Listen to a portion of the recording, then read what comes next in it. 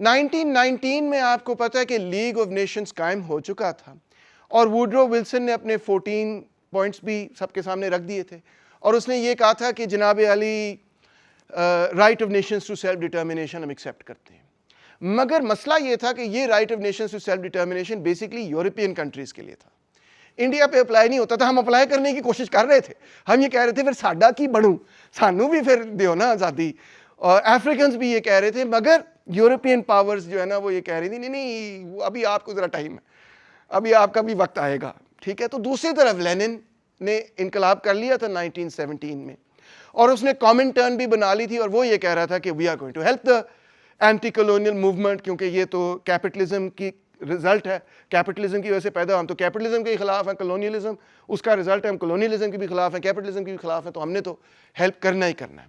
सो अब जब second generation पैदा हुई, it becomes more and more influenced by this Sino American rivalry यानी कि द कोल्ड वॉर।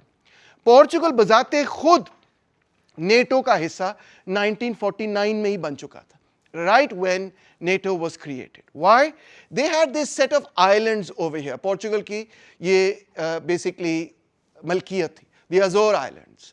और आप देख सकते हैं इन आइलैंड्स की बड़ी ही जियो स्ट्रेटेजिक वैल्यू है, क्योंकि अगर आप इन आइलैंड्स को कंट्रोल करते हैं तो आप अटलांटिक के अंदर जो कुछ भी हो रहा है उसको बड़े आसानी कंट्रोल कर सकते हैं। आप अगर आप यहाँ पे अपने बेसिस बुला रहे, नेवी एयरफोर्स बेस बना लें तो अटलांटिक पे कंट्रोल करना बड़ा आसान है। तो that is what Portugal had to offer. तो इन्होंने जल्दी जल्दी कहा पोर्चुगल आप नेटो का हिस्सा बन जाए। जब पोर्चुगल नेटो का हिस्सा बन गया, उन्होंने यहाँ पे अपने नेवी बेस भी बनाया, उन्होंने यहाँ पे अपने सबमरीन बेस भी बनाया, स्क्वाड्रन पूरी लगाई, उन्होंने वहाँ पे अमेरिकन प्लेन्स के लिए अपने हवाई जहाज़ के अड्डे वगैरह भी बनाए, उन्होंने वहाँ पे एक स्क्वाड्रन पूरी खड़ी कर दी एंड सो ऑन, नेटो का इसका हिस्सा बना लिया। इसका मतलब ये था कि अब पोर्चुगल के अंदर और पोर्चुगीज कॉलोनीज के अंदर America was not pushing for any kind of anti colonial revolt. Portugal तो एलाय है, अगर अमेरिका ये कहे कि हेलो मिस्टर पोर्चुगल ये अपनी कॉलोनीज वगैरह क्या अफ्रीकन के साथ जुल्म ज़्यादती कर रहे हो, ये ना करो, तो पोर्चुगल कहेगा मैं कट्टी, मैं नहीं देता अपने आइलैंड्स, ठीक है, मैं नहीं नेटो का हिस्सा बनता।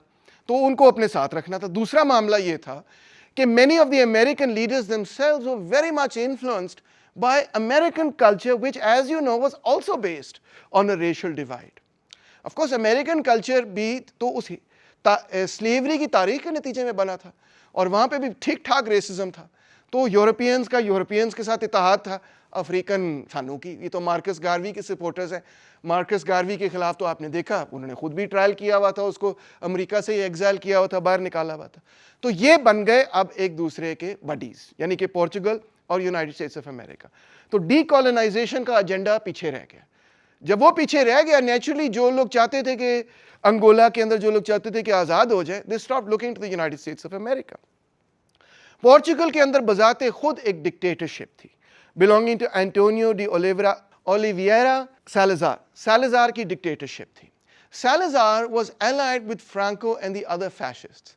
अगर आप पोर्चुगीज़ लोगों से पूछें जो उसके सपोर्टर्स नहीं थे, तो वो ये कहते हैं कि ये डिक्टेटरशिप थी जो राइट विंग और प्रो फैशिस्ट डिक्टेटरशिप थी, बड़ी ब्रूटल किस्म की डिक्टेटरशिप थी।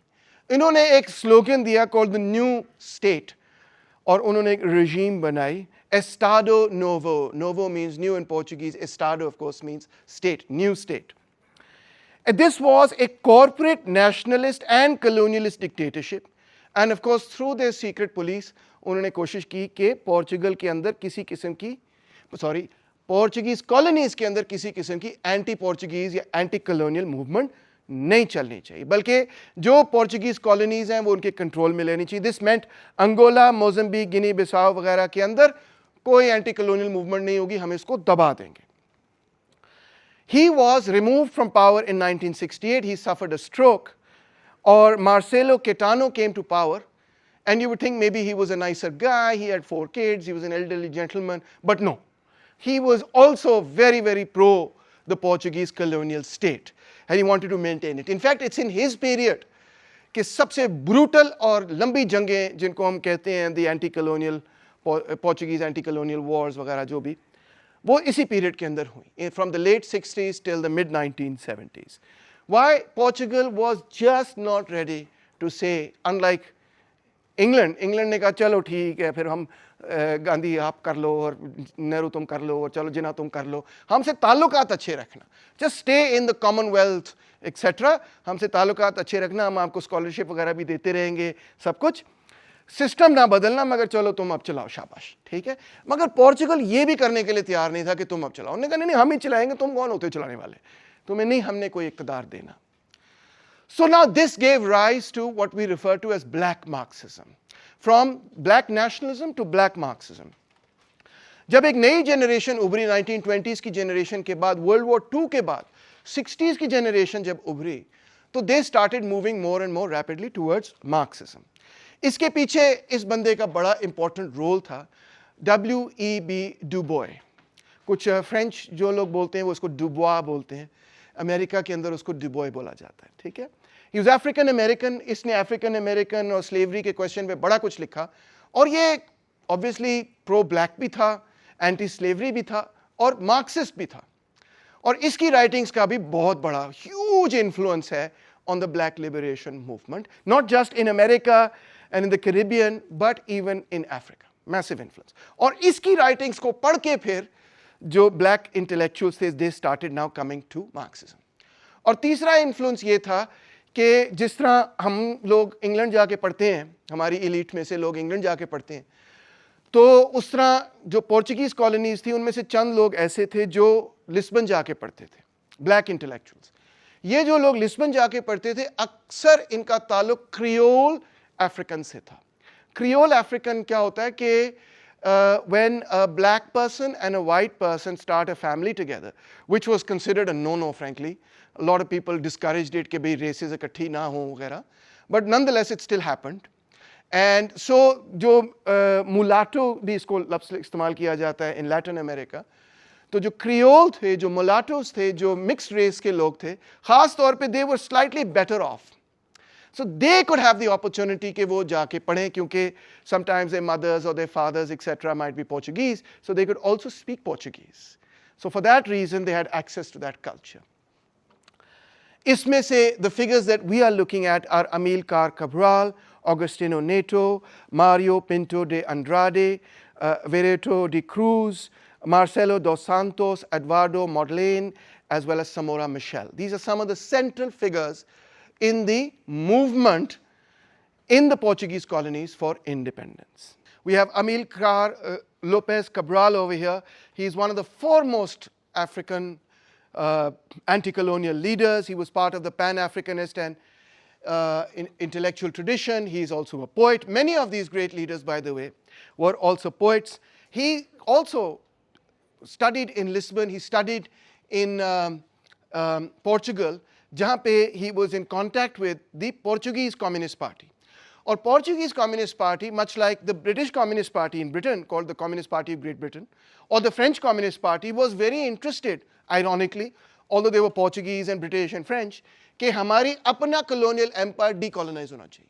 आपको दिलचस्प बात ये बताऊं कि in fact जो इंडिया की communist movement थी, it did not have strong links with the Russian Communist Party. It had strong links with the British Communist Party. Similarly, जो French colonial countries के अंदर movements थी, they had stronger links with the French Communist Party than with the Russian or the Chinese or any other party. And last but not least, of course, in Portugal, they had very strong links with the Communist Party of Portugal. तो Communist Party of Portugal ने भी इन लोगों को पढ़ाना शुरू किया, train करना शुरू किया और कहा जाओ जाके हमारे खिलाफ इनकलाब करो, which is kind of ironic but true. Communist Party of Portugal खुद क्योंकि dictatorship और एक fascist dictatorship में थी, तो obviously they had sometimes a legal, sometimes an illegal existence. They were a banned party, but nonetheless they were very, very active. So he was a leader who started the revolution here in Guinea-Bissau and Cape Verde, as you can see these islands over here. Then you have Antonio Agostinho Neto, who led the movement for the liberation of Angola, जिसका नाम है MPLA, Movement for the Liberation of Angola, जिसने 1961 से 1974 एक armed revolution और armed struggle की for the liberation of his country, और 1975 में जाके अंगोला आज़ाद हुआ. He was president of Angola from 75 to 79, first president of Angola. मगर फिर After that period, Angola fell into a long period of civil war until 2002. 27 साल civil war चली और उस civil war में वो लड़ता रहा, फाइनली जाके MPLA को कामयाबी हुई. वो एक बड़ी दिलचस्प कहानी किसी और वक्त आपको सुनाऊंगा, but just for now he was the main figure of this movement. और ये दोस्त थे, ये सारे लिस्बन के अंदर जो उस जमाने की कम्युनिस्ट पार्टी थी, पोर्चुगीज कम्युनिस्ट पार्टी, उसके उसी के तहत ये सारे मिले थे एक दूसरे से, and they all knew each other. Then you have Mario Pinto de Andrade, again an founder of the Angolan Communist Party as well as of the MPLA. He was elected first president of the MPLA in 1960 and one of the great poets of Angola, a national hero. You had Virato de Cruz. He was also a key leader in the Angolan anti-colonial movement, another poet born in 1928, founding member of the MPLA, and his famous poem Namoro captures the struggles of the Angolan people. He fell out with Agostinho Neto, जो main Angola का leader था. He was exiled. He died in China in 1973. You have Marcelino dos Santos, a Mozambican poet and revolutionary, founding member of the Mozambican revolutionary movement, which was called Frelimo, Front for the Liberation of Mozambique. He also used literature like Faiz Ahmed Faiz and so many others to talk about African identity, anti-colonial resistance, resistance to the Portuguese, and so on.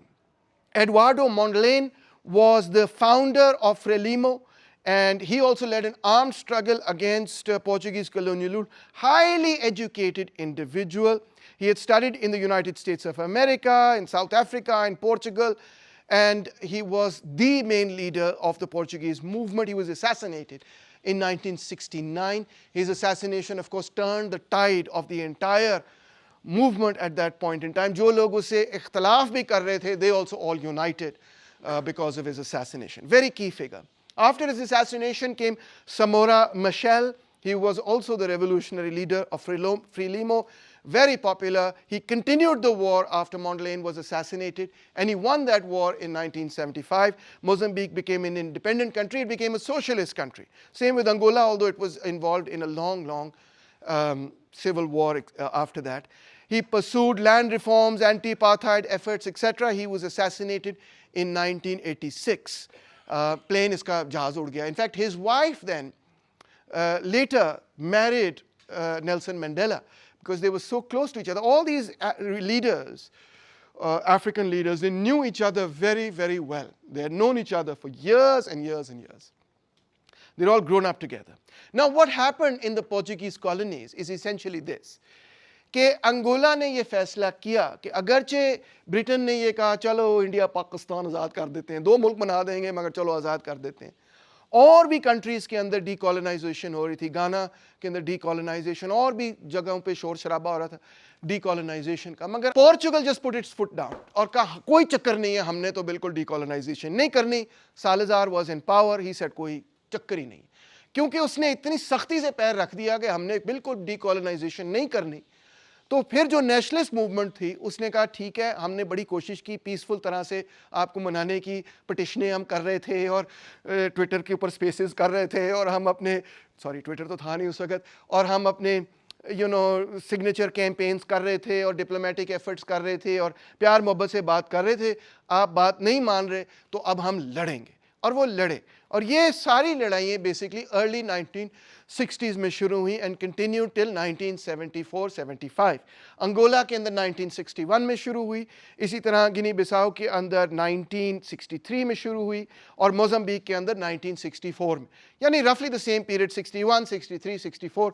Boom, these movements now decided कि time has come for us to fight for our freedom.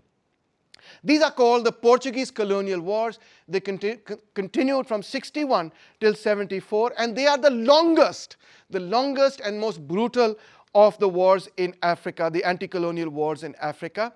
और जब तक Portugal के अंदर खुद revolution नहीं हुआ, उस वक्त तक उन्होंने अपनी कॉलोनीज को आज़ाद नहीं किया. इमेजिन करें कि एक तरफ कॉलोनीज में लोग लड़ रहे हैं कि हम आज़ाद होना चाहते हैं, एक तरफ पोर्चुगल के अंदर लोग लड़ रहे हैं कि ये कमबख्त डिक्टेटरशिप हमारे सर से उतारो, और दोनों कामयाब होते हैं. और फिर जाके पोर्चुगल के अंदर भी जमहूरियत आती है और इन कॉलोनीज़ के अंदर भी आज़ादी पैदा होती है. But this whole process left deep scars on the psychology of Africa, especially in Angola and Mozambique, जहाँ बहुत लंबी जंग चली. और लंबी जंग चलने के बाद अफसोसनाक बात यह है कि यू वुड थिंक इतनी जंग की थी उनते उन्होंने बख्श दो, मगर नहीं. अपार्थाइड साउथ अफ्रीका जो है आप जानते हैं, was a white ruled state, और उन्होंने ब्लैक्स को कोई राइट्स नहीं दिए हुए थे. उन्होंने ये सेट ऑफ लॉज बनाए थे जिनका नाम था अपार्थाइड, कि इनको हमने दबा के रखना है, इनको हमने राइट्स नहीं देने. उसके खिलाफ कौन लड़ रहा था? Of course Nelson Mandela and the African national Congress end of course the communist party of South Africa. और इल्ज़ाम भी मंडेला पे ये था कि ये कम्युनिस्ट है, इसको तुन के रखो, और ये टेररिस्ट है, इसको तुन के रखो. इनफैक्ट अमेरिका भी उस वक्त मंडेला को टेररिस्ट कहता था. तो क्योंकि मंडेला ने एक ऑर्गेनाइजेशन बनाई थी called the spear of the nation, ठीक है ना, कौम का क्या कहेंगे, नेजा. तो he was in prison etcetera. But so South Africa began to support in Angola as well as in Mozambique forces that were against those revolutionary parties, Frelimo and MPLA. उन्होंने वहाँ पे लंबी सिविल वॉर कराई, 20-30 साल civil war in दोनों countries में चलती रही. एक तरफ फ्रेलिमो वर्सेस रेनामो और दूसरी तरफ MPLA वर्सेस यूनिटा. ये बड़ी ब्रूटल किस्म की सिविल वॉर्स थी that left a horrible legacy. अच्छा, अब हमारी दिलचस्पी थी जब मैंने लेक्चर शुरू किया इन द सोवियत इन्वॉल्वमेंट. उनकी क्या इन्वॉल्वमेंट थी? दिलचस्प बात यह है कि जो स्टालिन का पीरियड है, अगरचे लेनिन ने कॉमिंटर्न बना दी और कहा कि हम पूरी दुनिया में इनकलाब करेंगे, और चंद स्टूडेंट्स आया करते थे और पढ़ा करते थे और वापस भी जाया करते थे, मगर कोई बहुत बड़े पैमाने पर सोवियत यूनियन की interference before world war 2 Africa के अंदर नहीं थी. एशिया में थी, चाइना के अंदर they were playing a role etcetera, और जगहों में they were playing a role etcetera, मगर Africa it was too far away for them to really think about. And plus उनके पास इतनी अपनी प्रायोरिटीज़ थी कि नाज़ीज़म और फैशिज़म जब उभरा, उन्होंने कहा भाईजान इस पर फोकस करना है और इससे जीतना है, तो अभी हमारे पास इतना टाइम नहीं कि हम अफ्रीका में जाके इनकलाब करें. So they were not really focused on Africa in this entire period. The focus on Africa really began with Khrushchev, who came after Joseph Stalin. दिलचस्प बात यह है कि Khrushchev was very much against Stalin. In 1956, at the 20th Congress of the party, of the Communist Party of the Soviet Union, he made a very famous speech which is called the secret speech. उसका नाम secret speech इसलिए है क्योंकि it was not in front of the entire Congress. It was in a separate room with just a few leaders जो जहाँ पे उसने ये तकरीर की. बड़ी लंबी तकरीर थी जिसमें उसने स्टालिन को बड़ा ही बुरा भला कहा कि ये तो मर्डरर था, किलर था, ये था, वो था, फलाना था, ढमकाना था, हॉरिबल पर्सन, डिक्टेटर वगैरह वगैरह. और मैं I am going back to the original Marxism Leninism, to the roots of Lenin, and I am going to do a new kind of politics which is very different from the politics done by Stalin. That secret speech was smuggled out by Mossad. उनको कहीं से मिली और उन्होंने फिर New York times ने उसको छाप दिया, and it became a huge scandal in the communist world कि ये देखो कम्युनिस्ट लीडर खुद कह रहा है कि स्टालिन ने क्या जुल्म और ज़्यादती की. But Khrushchev was very keen now. बड़ा रिएक्शन बड़ा स्ट्रांग था सोवियत यूनियन के अंदर और दूसरी कम्युनिस्ट पार्टीज के अंदर भी. इस बात को समझना शायद आपके लिए थोड़ा मुश्किल हो, but after 1945, from 1945 till 56, Stalin was considered not just in the Soviet Union but across the world as a great hero who had fought Hitler and defeated him. In fact, जब स्टालिन की वफात हुई in 53, तो India के अंदर नेहरू ने parliament का session बंद कर दिया. मॉर्निंग हुई, उन्होंने हाफ मास्क पे झंडा उड़ाया वगैरह. उसने का बड़ा ग्रेट बंदा, उसकी तकरीर भी मौजूद है, पढ़ सकते हैं. एक बड़ा ग्रेट बंदा पास हुआ है. Times magazine man of the year 2 दफ़ा स्टालिन को उन्होंने अपने कवर पे बनाया हुआ था वगैरह वगैरह. It's very strange to see that today because it's like creates a lot of cognitive dissonance. But that is the reality. तो ख्रूश्चोव के खिलाफ रिएक्शन सोवियत यूनियन में भी था कि ये क्या कर रहा है बंदा, और बाकी दुनिया में भी था. For example China, one of the main reasons why Mao Zedong and Khrushchev fell apart from each other was that Mao was actually more supportive of Stalin. Mao कहता था मेरे भी उससे disagreements हैं, मगर बेसिकली स्टालिन बड़ा great revolutionary leader था, और ये गधा ख्रूश्चोव जो है ये तो ट्रेटर है. उसने ये लिखा, उसने कहा इसने बिट्रे कर दिया. तो चाइना ने इंक्रीजिंगली ख्रूश्चोव पे तनकीद करनी शुरू कर दी. अब Khrushchev was very keen therefore to prove that he was really a revolutionary and that he could make a big difference. And one of the areas that he began to explore for this reason was Africa. It really begins, I think, more with Egypt. जब 56 के अंदर Gamal Abdul Nasir ने Suez canal को nationalise कर दिया, तो Soviet union ने उसको बड़ा स्ट्रांगली सपोर्ट किया, और उसकी वजह से 56 में was the very year that Soviet Union had also sent troops into Hungary to crush the revolt in Hungary, and at the same time they were supporting the Swiss crisis. So that those two things kind of balanced each other out. Hungary की वजह से उन पे बड़े तनकीद हुई, मगर Swiss crisis की वजह से मुस्लिम दुनिया में कम से कम उनकी बड़ी बेजा भी हुई। लोगों ने बड़ी उनकी तारीफ भी की कि देखो जी, इजराइल का मुकाबला करके दिखाया है इन्होंने, सोवियत यूनियन की वजह से इजराइल पीछे हटा है, and so on. So for that reason, Khrushchev was eager to prove even more that he was the man who could lead the anti-colonial movement in Africa. उसने अब एक अफ्रीकन स्टेशन, इंटरनेशनल डिपार्टमेंट्स वगैरह बनाने शुरू किए, GRU और KGB वगैरह को बताया कि भाई अब इस चीज़ पे फोकस करना है और इनकी मदद करनी है और ये मूवमेंट जो है ना इसको सक्सेसफुल करना है। उसने इन लोगों को जो है वो नॉमिनेट भी किया। Many of these figures were people who were actually on the margins of the Communist Party because they were part of the anti-Stalin bloc. Some of them had even been punished in, उनके खिलाफ court sentences वगैरह मौजूद थे कि तुम तो जो हो अच्छे कम्युनिस्ट नहीं हो, दफ़ा हो जाओ वगैरह वगैरह। अब उसने उनको रिहेबिलिटेट किया और उनसे कहा कि अफ्रीका में हमारी मदद करो, और उन लोगों को मेनली जो कि पोर्चुगीज़ बोल सकते थे, वो बड़े इंपॉर्टेंट थे जो पोर्चुगीज़ बोल सकते थे, because they could obviously play a more important role in Portugal. Also interestingly, Czechoslovakia plays a very important role in this whole thing. थोड़ा सा ईस्ट जर्मनी का भी रोल है, मगर शायद जितना सोवियत यूनियन का अपना रोल है उतना ही चेकोस्लोवाकिया का भी रोल है इस पूरी हिस्ट्री के अंदर और मूवमेंट के अंदर, which might be a bit odd for you to hear, but not really, because Czechoslovakia में बहुत सारी आर्म्स प्रोडक्शन होती थी। Even before they became communist, they had big factories that used to produce arms. ये Kalashnikov वगैरह जो है ना धड़ाधड़ चेकोस्लोवाकिया में ही बनती थी। सो जिसको भी हथियार चाहिए होते थे वो चेकोस्लोवाकिया की हुकूमत के पास जाता था कि हमें हथियार दो। Also, we see that the Sino-Soviet rivalry plays a very key role in how the whole thing in Africa plays itself out. क्योंकि चाइनीज़ ये कह रहे हैं कि सोवियत यूनियन जो है ना ये कोई सोशलिस्ट नहीं है, इन्होंने सोशलिज्म को बिट्रे कर दिया, ये तो सोशल इंपीरियलिस्ट है, हम मदद करेंगे अफ्रीकन लिबरेशन मूवमेंट्स की, आओ हमारे साथ बात करो। और another very key role is détente. Détente was a period in which Brezhnev, it seemed, was going to make peace with the United States of America and the Western Bloc, और इसमें SALT I और SALT II treaties वगैरह हुई। But we discover that détente was very important for Europe, but in the rest of the world, the Soviet Union continued to support Third World revolutionary movements just as they had done. There was no change. And finally, Cuba, from Fidel Castro और चे गवारा ने जहाँ इनकलाब किया था, और Fidel Castro के भाई Raul Castro, they also play a very important role in Africa, especially in Angola, also in Mozambique, etc. So we're going to discuss all of these things one at a time and see what these roles were. You get to see that the actual picture is far more complicated than is made out sometimes.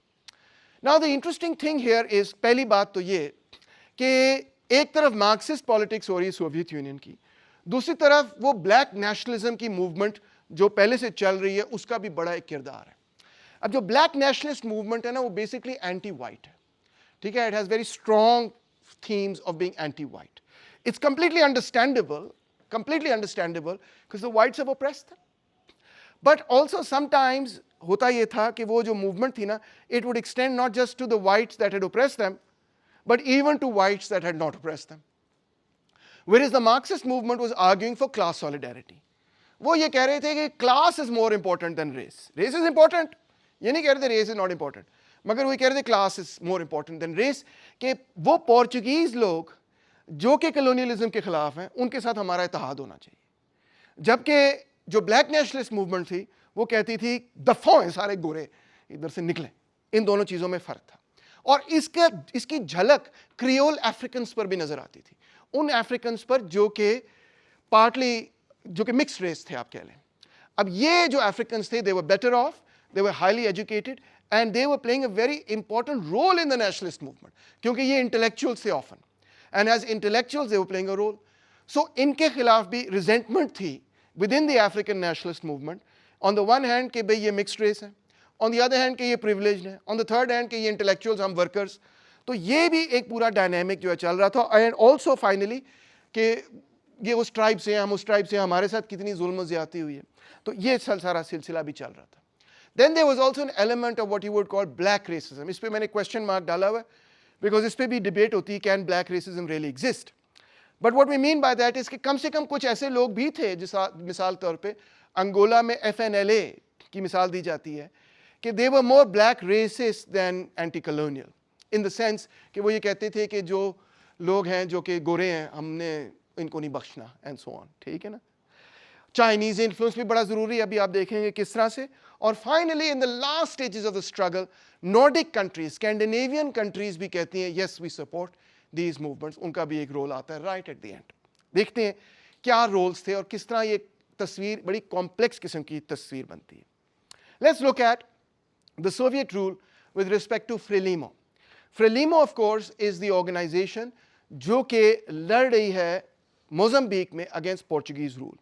We can divide their influence or their relationship with Frelimo into these 3 or 4 different periods. पहले period में from 1962 till 1967, there is a degree of skepticism and only limited support.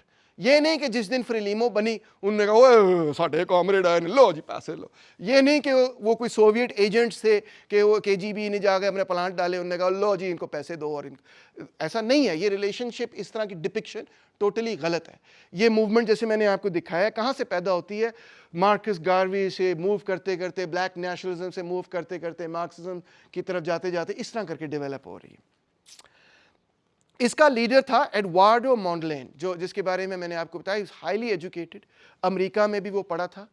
और Soviet union उसके बारे में ये कहता था कि पता नहीं ये हमारी तरफ आएगा या हो सकता है ये अमेरिका की तरफ भी चला जाए. अमेरिका में ये पढ़ा भी हुआ है, नॉर्थ वेस्टर्न यूनिवर्सिटी से वो पढ़ा हुआ था, यूनाइटेड नेशंस में उसने काम भी किया था. So he is very sophisticated, urban, he knew western culture etcetera etcetera. उस वक्त इस अर्ली पीरियड में चाइना ने फ्रेलिमो को फुल सपोर्ट किया. Soviet Union was still a bit sceptical कि ये हमारी तरफ आएंगे, मार्क्सिस्ट लेनिस्ट बनेंगे कि नहीं बनेंगे. They were Marxist inspired, but they were not a Marxist Leninist party at least at that time. ठीक है. And the turning point was his assassination. Although they had already begun to support him a year earlier and support Frelimo, मगर 67 में जब उसकी assassination हुई, उसके बाद तो उन्होंने फिर कहा नहीं यार ये तो बड़ी इनके साथ जुल्म ज़्यादती है. पोर्चुगीज़ ने उसको मारा है बंदे को, और ये बड़ा ग्रेट आदमी था, हम चलो इसको डिप्लोमेटिक सपोर्ट देते थे, हमने कभी उसको आर्म्स नहीं दिए ना, कभी उसको फौजी सपोर्ट नहीं दिया, मगर डिप्लोमेटिक सपोर्ट उसी के साथ था. अब हमें कुछ करना पड़ेगा, इनको सपोर्ट करना पड़ेगा.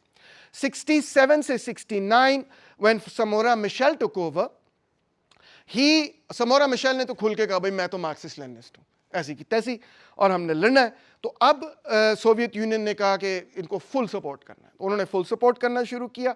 दे sent them weapons, they give them military advisers, they give them military training, logistical support, everything they could give them, they give them. In fact even Frelimo के लोग जो है ना, वो सोवियत यूनियन जाके और ईस्ट यूरोप में जाके मिलिट्री ट्रेनिंग वगैरह हासिल करते थे, चाइना जाके मिलिट्री ट्रेनिंग हासिल करते थे और फिर वापस आते थे और पोर्चुगीज़ के खिलाफ लड़ते थे. और 70 से 75, the early 70s marked the peak of Soviet assistance to Frelimo. 70 to 75, the war was really, really big, and they gave huge amounts of aid. In fact, the tactics of Frelimo became more and more sophisticated because Cubans भी उनको support कर रहे थे, train कर रहे थे, और Soviet union भी. अब आप सोचें सोवियत यूनियन इतना बड़ा है, क्यूबा छोटा जी पिद्दा जी आइलैंड है, मगर क्यूबा का इतना ह्यूज रोल है अफ्रीका में कि बंदा हैरान रह जाता है कि पिद्दा सा आइलैंड इतना कैसे काम कर सकता है. Sorry to use these words, I don't mean no disrespect to any country. ठीक है. This continued basically until Gorbachev came to power. जब मोज़म्बिक आज़ाद हो गया, सोवियत यूनियन ने उनके साथ इकोनॉमिक ट्रीटीज़ ये वो उनकी इकोनॉमी को भी सपोर्ट किया. मगर गोरबाचोव जब इक़्तिदार में आया 85 के बाद, उसने कहा बस मोज़म्बिक को हमने और फ्रेलिमो को मज़ीद सपोर्ट नहीं करना, बंद, कुंडा बंद. ठीक है, उसने बंद कर दी. जिस तरह आजकल ट्रंप ने ये कहा है कि मैंने अब एड नहीं देनी, उन्होंने भी कहा हम और मज़ीद नहीं करेंगे. अंगोला को देखते हैं, MPLA. अर्ली रिलेशंस अगेन 56 से लेके 65 तक, 10 साल का पीरियड है after all. Limited diplomatic support, yes we support them etcetera. मगर USSR के लिए एक बहुत बड़ी कंसर्न ये थी कि अंगोला में 2 ग्रुप्स थे. एक का नाम था FNLA led by Holden Roberto, और एक MPLA. MPLA भी मार्क्सिस्ट लेनिस्ट उस पीरियड में नहीं था, मगर मार्क्सिस्ट इंस्पायर्ड था. ब्लैक नेशनलिज्म, मार्क्सिज्म, दोनों चीज़ें मिक्स वगैरह हुई थी। और उस तरफ ये लोग थे जो रोबर्टो के फॉलोअर्स थे। And Roberto had serious power, it was built on his tribe etcetera, it was largely a tribal sort of movement, but he had very strong support within that area, that region, and people did recognize that he had that support. तो Soviet union ने शुरू में ये भी कोशिश की कि अपने बंदे उनकी मूवमेंट के अंदर भेज दो और देखो अगर वो हमारी तरफ आते हैं कि नहीं आते। तो इस वक्त सोवियत यूनियन दोनों को सपोर्ट कर रहा था। दिलचस्प बात ये है, declassified documents have now shown that in fact Roberto was on the dole from the CIA. CIA उसको बकायदा पैसे दिया करती थी कि आपने हमारी बात माननी है और जो हम कहें वो करना है वगैरह वगैरह। और ये नहीं है कि लोग बिल्कुल जानते नहीं थे, क्योंकि रोबर्टो ने कभी ये नहीं कहा कि मैं मार्क्सिस्ट हूँ या मैं जो है ना वो सोशलिज्म लेके आ रहा हूँ। वो कहता he was western back, people knew it, but nonetheless he was also against Portuguese colonialism. और वो जो मैंने कहा ना ब्लैक रेसिज्म वाली जो सारी ब्लैक कॉन्शियसनेस वाला जो सारा नुक्ता नज़र था, वो FNLA के साथ एसोसिएटेड था। सो इस वजह से it was a serious movement, and for that reason also Soviet Union was like यार इनको भी सपोर्ट करो, इनको भी सपोर्ट करो। और इस वक्त उनका एफर्ट ये था कि किसी तरह MPLA और इनको मिला दें। MPLA का जो मेन सपोर्ट था वो अर्बन एरियाज, इंटेलेक्चुअल्स, पढ़े लिखे लोग और उसके साथ साथ वर्कर्स वगैरह, अर्बन वर्कर्स में था। ये देहाती लोग थे, तो वो चाहते थे कि ये दोनों इकट्ठे काम करें, मगर ऐसे होना नहीं था। 65 से 74 जब फाइनली MPLA ने लड़ाई शुरू कर दी, अब MPLA ने तो वॉर शुरू कर दी, 61 के अंदर ऐसे इंसिडेंट्स हुए, जंग शुरू हो गई। जब उन्होंने जंग शुरू की तो अमेरिका ने जाहिर के जरिए, मबूटू सेसे सीको के जरिए खुल के FNLA को सपोर्ट करना शुरू किया। तो अब तो बिल्कुल वाजे हो गया, मबूटू जो था, he had overthrown a very leftist prime minister by the name of Patrice Lumumba, who was very close to the Soviet Union. In fact, Soviet Union ने उसके नाम पे एक यूनिवर्सिटी भी बनाई called the Patrice Lumumba University. तो जब उसको ओवरथ्रो कर दिया और मबूटू आ गया, और मबूटू तो प्योरली प्रो अमेरिकन था और उसने FNLA को सपोर्ट करना शुरू कर दिया, तो सोवियत यूनियन ने कहा लो दी अब तो बात साफ हो गई ना, तो उन्होंने MPLA को फिर ज़्यादा सपोर्ट करना शुरू कर दिया। दिस वाज आफ्टर 65, ठीक है। फिर MPLA के अंदर एक लड़ाई हो गई। एक लीडर था बड़ा पॉपुलर जिसका नाम डैनियल चिपेंडा। चिपेंडा ने नेटो के साथ डिसएग्रीमेंट करते हुए अपना एक ग्रुप बना लिया, which was called the Eastern Revolt, Revolta do Leste. और उसने कहा कि जी हाँ मैं ज़्यादा रेडिकल हूँ, ये नेटो ठीक नहीं कर रहा, नेटो थोड़ा अपर क्लास टाइप बंदा है, मैं बड़ा वर्किंग क्लास टाइप बंदा हूँ, मैं ज़्यादा इनकलाबी हूँ, ये एवं ही बस कर रहा है, जो भी कर रहा है ठीक नहीं कर रहा, is very बुर्जुआ etcetera. Initially in this period जब ये लड़ाई हुई तो सोवियत यूनियन की ख्वाहिश थी कि भाई दोनों मिल बैठ के इकट्ठे काम करो और इकट्ठे चलो, और NATO was having none of it, not NATO वो वाला, ऑगस्टिनो नेटो वाज सेइंग कि नहीं इनके साथ नहीं काम हो सकता, हम अपना काम करेंगे। सोवियत यूनियन की अपना इस पर पॉइंट ऑफ व्यू था। मगर फिर as time went on, Chipenda then basically instead of having a separate faction of the MPLA left the MPLA and joined the FNLA। जब उसने FNLA ज्वाइन कर ली, रोबर्टो की फोर्सेस ज्वाइन कर ली, तो क्लियर हो गई बात, उन्होंने कहा जी ये तो फिर उधर चला गया है, अब इसके साथ कुछ नहीं हो सकता। Then from 75 to 1991 is what we refer to as the peak of Soviet as well as Cuban support. इससे पहले आपको बताऊं, by 1975 Angola had won its independence. मगर अंगोला तो आज़ाद हो गया, मगर साउथ अफ्रीका ने एक और ग्रुप को सपोर्ट करना शुरू कर दिया जो पहले FNLA में ही था, अब उसे अलहदा हो गया। वो जोनस सविम्बी का ग्रुप था, और वो भी अपने आप को बड़ा रेवोल्यूशनरी वगैरह कहा करता था। सदर्न अंगोला के अंदर वो बेस था, और साउथ अफ्रीका ने और अमेरिका ने और इवन चाइनीज़ ने उसको सपोर्ट करना शुरू कर दिया, और साउथ अफ्रीका ने अपनी फ़ौजें नमीबिया भी भेज दी और सदर्न अंगोला के अंदर उनको सपोर्ट करना शुरू कर दिया। अब जब साउथ अफ्रीका ने अपनी फ़ौजें भेज दी कि ये मार्क्सिस्ट लेनिनिस्ट रेवोल्यूशन हमने रोकना है, ऑगस्टिनो नेटो, समोरा मिशेल और नेल्सन मंडेला, ये सारे उनको एक ही नज़र आते थे और थे भी कि ये सारे मिले हुए हमारे खिलाफ और हमने इनको, ये सारे मार्क्सिस्ट हैं और इनको हमने ख़त्म करना है। By the way, after Nelson Mandela was released and many years later etcetera in later in life, Nelson Mandela ने ये एडमिट भी किया कि मैं communist party of South Africa का सेंट्रल कमेटी का मेंबर था, जो मुझ पे इल्ज़ाम था हमेशा वो सच था, मगर उस वक्त हम ये कह नहीं सकते थे क्योंकि south African communist party basically illegal थी। साउथ अफ्रीकन कम्युनिस्ट पार्टी ने ही एक फ्रंट बनाया था called the African national Congress, ठीक है, क्योंकि वो खुद इलीगल थे। सो इन्होंने कहा हमने इनको डिफीट करना है, तो नमीबिया उन्होंने अपनी फौजें भेजी, तो फिडेल कैस्ट्रो ने फिर 36,000 ट्रूप्स क्यूबन भेजे इनटू अंगोला, और एमपीएलए और क्यूबन ट्रूप्स ने मिलकर फिर यूनिटा और मेनली साउथ अफ्रीकन मिलिट्री का मुकाबला किया। और इनकी एक जंग हुई in the late 1980s at Cuito Cuanavale. वहां पे जंग हुई क्यूबन्स और साउथ अफ्रीकन्स की, और उस जंग में क्यूबन्स ने साउथ अफ्रीकन मिलिट्री को बुरी तरह से शिकस्त दे दी। अगरचे साउथ अफ्रीकन मिलिट्री उस जंग में बड़ी थी और क्यूबन्स कम थे, उनका कंटिंजेंट छोटा था, मगर for using very good tactics और whatever they manage to defeat the South African military. Fidel Castro ने फिर एक बड़ी फेमस तकरीर की कि हमने तुम्हारी फौज को शिकस्त दे दिया, नेल्सन मंडेला को जेल से रिहा करो, वरना हम जोहान्सबर्ग आके खुद रिहा कर देंगे, हमारी फौजें आके खुद उसको रिहा कर देंगे। So South Africa, because it had been defeated by the Cubans, decided कि we better release Nelson Mandela. Cubans played a key role in the release of Nelson Mandela and the fall of apartheid. आपको ये लोग बात नहीं बताते शायद, या net पे नहीं पता चलती, कि अगर वो वहाँ पे ना शिकस्त खाते तो अपार्थाइड शायद मजीद और 25-30 साल चलता रहता। इस वक्त यूएसएसआर ने फुल सपोर्ट किया, टैंक्स भी दिए, वेपन्स भी दिए, हवाई जहाज मिक्स भी दिए, logistics, advisers, intelligence, everything, they pulled out all the stops. Basically they finance the war. ठीक है, Cubans did the fighting, they didn't do the fighting. Soviet Union खुद नहीं लड़ रहा था वहां पे, Cubans and MPLA did the fighting, but they funded it, they financed it. इस पीरियड के अंदर इंटरेस्टिंगली साउथ अफ्रीका, चाइना और यूएसए तीनों जो हैं वो जोनास सविम्बे के ग्रुप को सपोर्ट कर रहे थे। China was also communist state, it was supporting the opposite side of the Soviet union. ये भी दिलचस्प तारीख है, अभी आपको बताता हूं। फिर जिस तरह दूसरे मुल्कों में हुआ, जब गोर्बाचोव आया 85 में, तो उसने कहा बस अब मजीद हमने और अंगोला को सपोर्ट नहीं करना, तो that was done and over. अगरचे Angola went on to fight and continued fighting till 2002 and did win that civil war finally. Now let's look at the African Party for the Independence of Guinea and Cape, which is led by Amilcar Cabral. Again same pattern you see, 56 se leke 63 tak early skepticism, only limited diplomatic support, thoda sa limited financial aid, but no military aid was being provided. Amilcar Cabral खुद गया Soviet union, Czechoslovakia, उन्होंने कहा भाई क्या मसला, हमें weapons दो, हमने लड़ना है। Soviet Union was actually reluctant, उसने जाके पुश किया, बार बार पुश किया, वेपन्स दो, वेपन्स दो, वेपन्स दो, वेपन्स दो, वेपन्स के बगैर हम पोर्चुगल का मुकाबला नहीं कर सकते। 63 to 73 was the peak of the guerrilla war।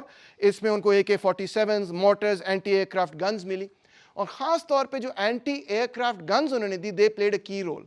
आपने वो स्टिंगर की कहानी तो सुनी अफगानिस्तान में, actually it kind of started here. Portugal के जो जहाज़ थे उनको गिराने में इन एंटी एयरक्राफ्ट सोवियत वेपन्स का बड़ा कलीदी किरदार था। And it was Amilcar Cabral who was saying, दो हमें वेपन्स, क्यों नहीं देते, क्या मसला है, किस मकसद के लिए रखे हुए हैं, एंड सो ऑन।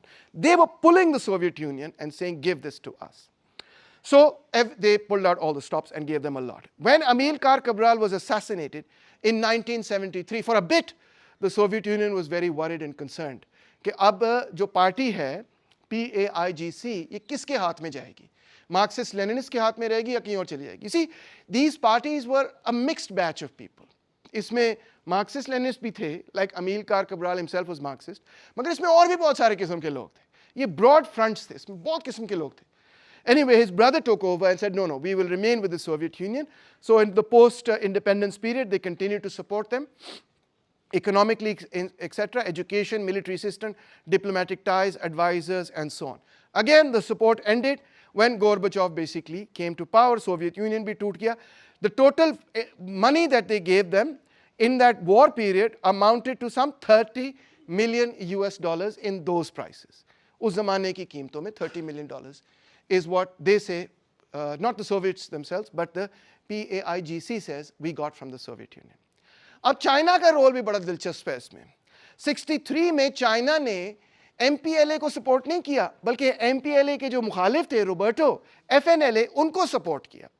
इनफैक्ट 64-65 में उन्होंने FNLA के गुरिल्लास को बाकायदा ट्रेन भी किया कि आओ चाइना और गुरिल्ला ट्रेनिंग हासिल करो।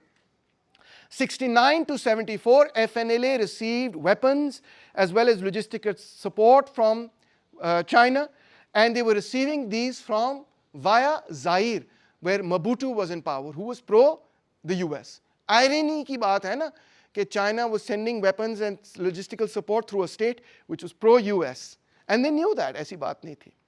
Anyway, they thought that FNLA could gain power, but after the Carnation Revolution, उस पर मैं भी बताऊंगा, after independence came, FNLA could not gain power. MPLA became much more popular, and FNLA, to its credit, let's say, it collapsed more or less, ended up joining or didn't join, etc.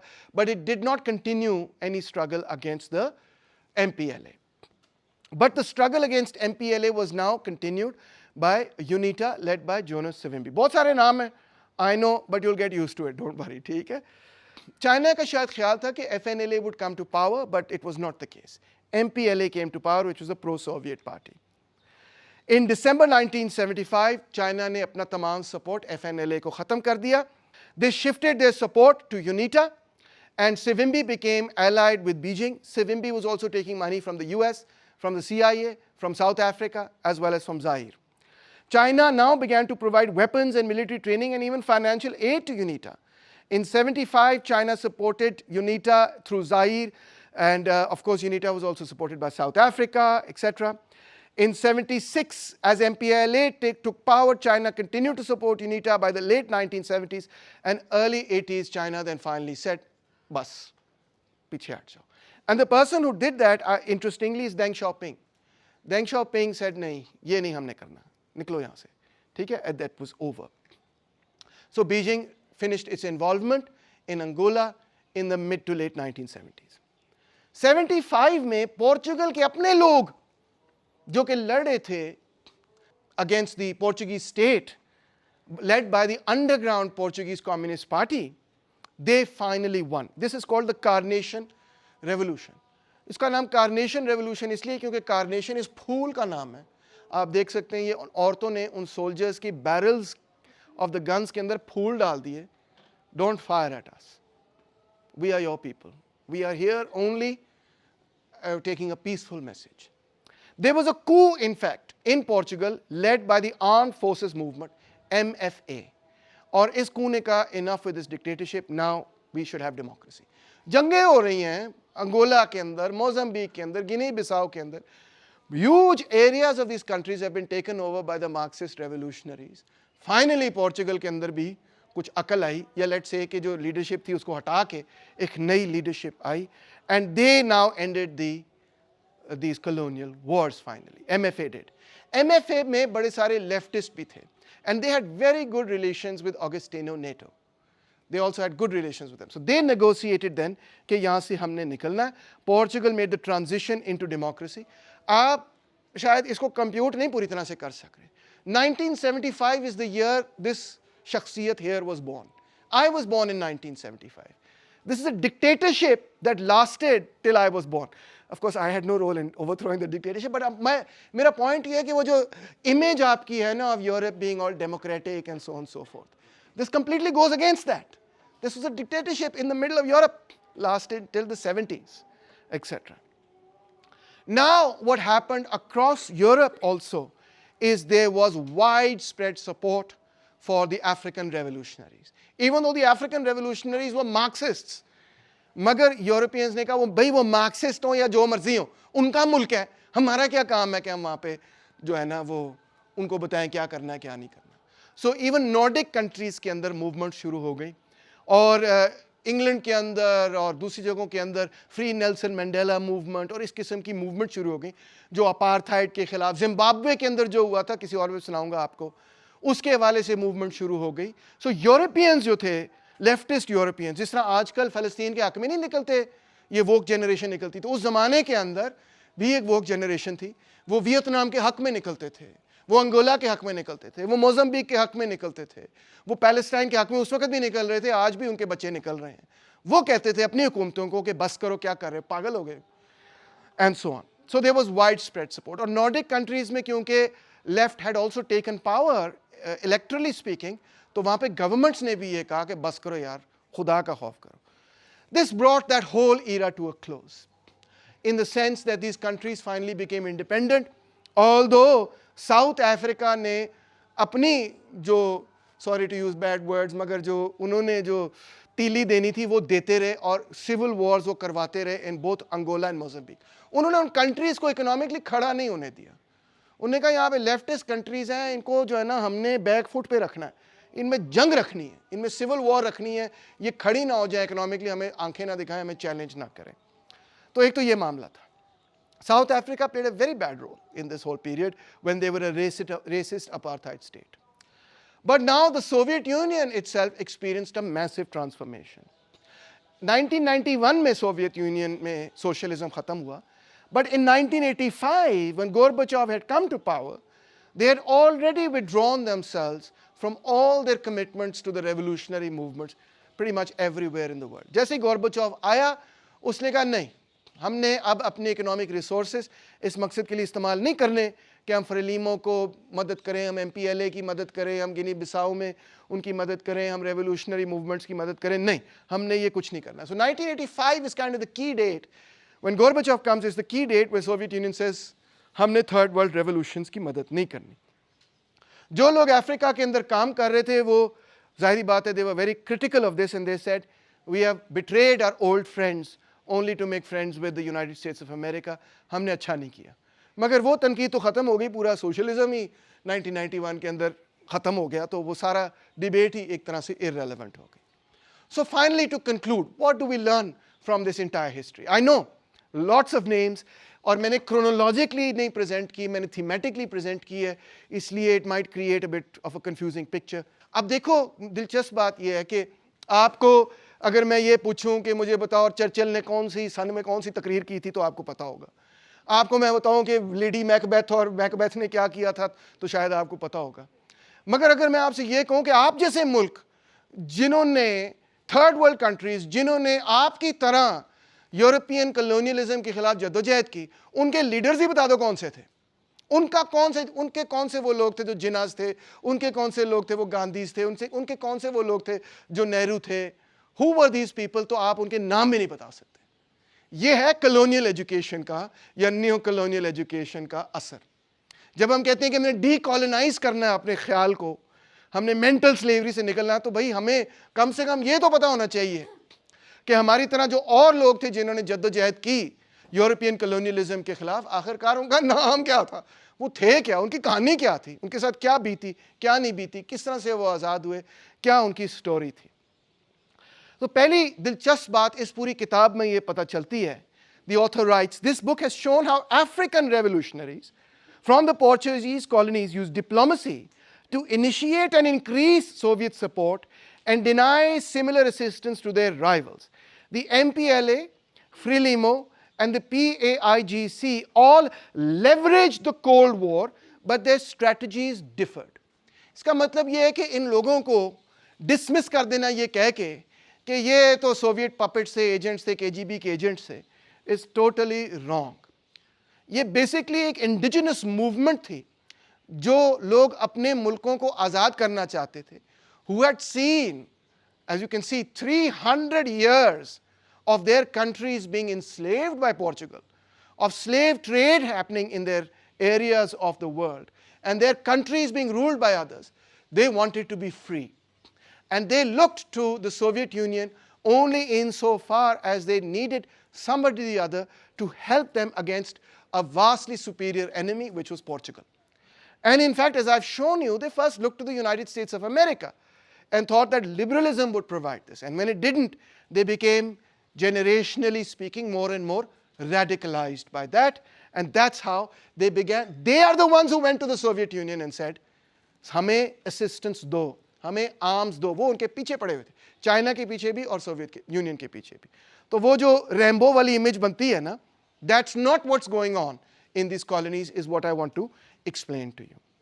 PIAGC relied on personal connections. अमीर काल Cabral, वो किताब आप पढ़ें, chapter आप पढ़ें, आपको नजर आता है वो चेकोस्लोवाकिया जा रहा है, वो सोवियत यूनियन जा रहा है, वो चाइना जा रहा है, वो बार बार जाता था और कहता था मुझे आर्म्स दो, मुझे वेपन्स दो, मैं अपने मुल्क को आज़ाद करना चाह रहा हूँ। फ्रेलिमो की स्ट्रैटेजी मुख्तलिफ थी।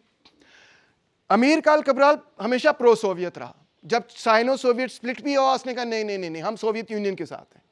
फ्रेलिमो की ऑपोजिट स्ट्रैटेजी थी, वो पहले चीन के साथ थे और उन्होंने साइनो सोवियत राइवलरी को अक्सर इस्तेमाल किया कि भाजी तुसी कुछ दे सकते हो, नहीं दे सकते चलो ਅਸੀਂ ਚੀਨੀਆਂ ਦੇ ਕੋਲ ਜਾ ਰਹੇ हैं, चीनियों से कहते तुसी कुछ दे सकते, नहीं दे सकते चलो ਅਸੀਂ सोवियत यूनियन के कोल जा रहे हैं। उनको ये तो पता था कि अमेरिका ने या इंग्लैंड ने या फ्रांस ने तो कुछ नहीं देना, ये तो नेटो कंट्रीज़ हैं और पोर्चुगल खुद नेटो कंट्री है, उन्होंने तो नहीं देना। तो यही हमारे पास ऑप्शंस हैं। Let's look at the options. Frelimo शुरू में आप कह सकते हैं प्रो चाइनीज था, but with Samora Machel it became very much pro Soviet. अब आप देख सकते हैं कि स्विच हुआ यहाँ पे। और जहाँ तक MPLA का ताल्लुक है तो यहाँ पे क्यूबा का कलीदी किरदार है। यहाँ पे सोवियत यूनियन का किरदार फाइनेंशियल ज़रूर है, मगर एक्चुअली स्ट्रैटेजी, टैक्टिक्स, ये वो सपोर्ट वगैरह, सिविल वॉर, ये पूरे पीरियड के अंदर सबसे की रोल जो है वो फिडेल कैस्ट्रो और क्यूबा का, आउटसाइड पावर्स।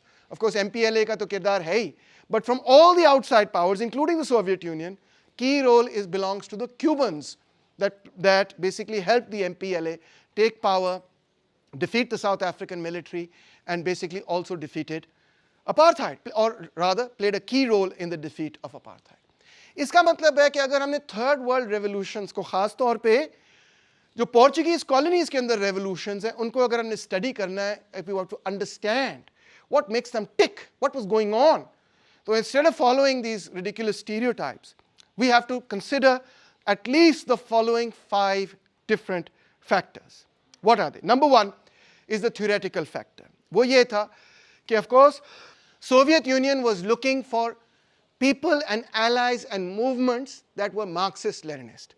तो ये this played a key role. Theoretically speaking, अगर कोई लीडर ये कहता था, अफ्रीकन लीडर, कि मैं मार्क्सिस्ट लेनिस्ट हूँ भाईजान, ओ मुझे एड दो, हम लड़ेंगे और एक सोशलिस्ट सोसाइटी बनाएंगे, हम आपका एला है, yes, this played an important role in their consideration of who they're going to support and who they're not going to support. अगर दो rival factions हैं, दोनों बराबर के ताकतवर हैं, इवन अगर एक कम ताकतवर भी है मगर वो कहता है मैं मार्क्सिस्ट लेनिस्ट हूँ, तो Soviet union was going to support that rather than anybody else. Secondly is the internal मामरात of the Soviet Union.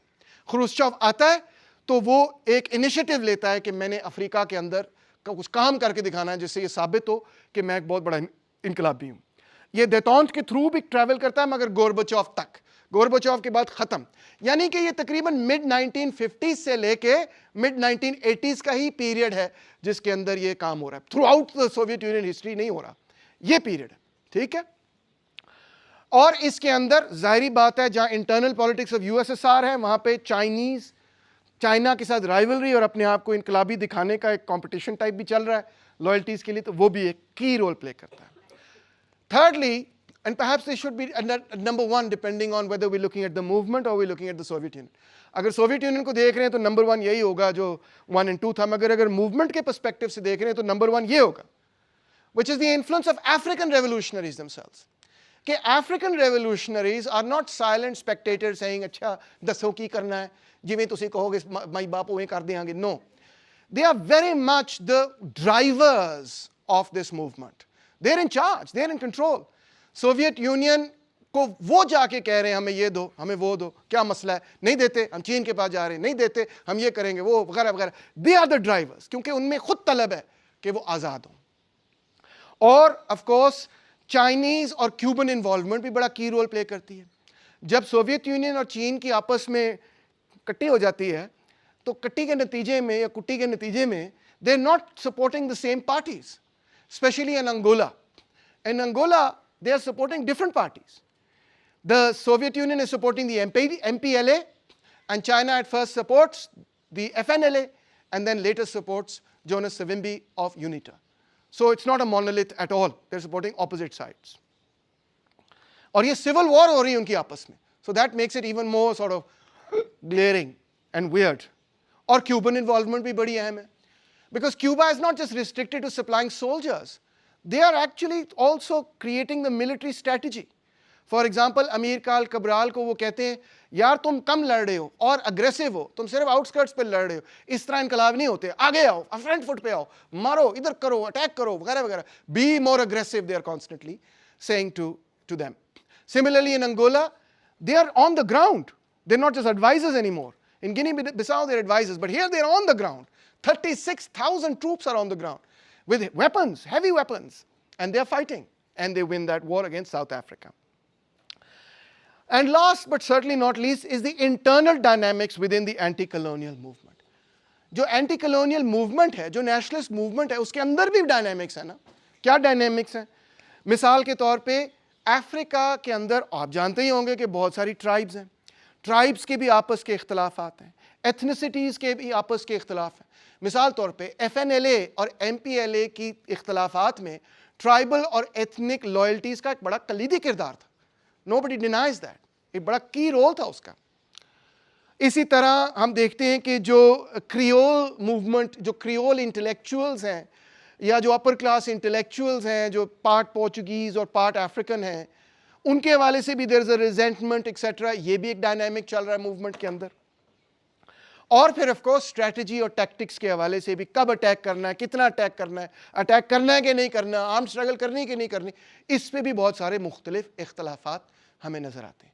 So to understand the history of these societies, it is very important to at least, वैसे तो बहुत सारे factors होते हैं, but at least to look at these 5 factors. They're not actually 5, they're much more than 5, but I've grouped them into 5 factors to understand the relationship between the Soviet Union and the Portuguese or the anti-colonial movement against Portugal.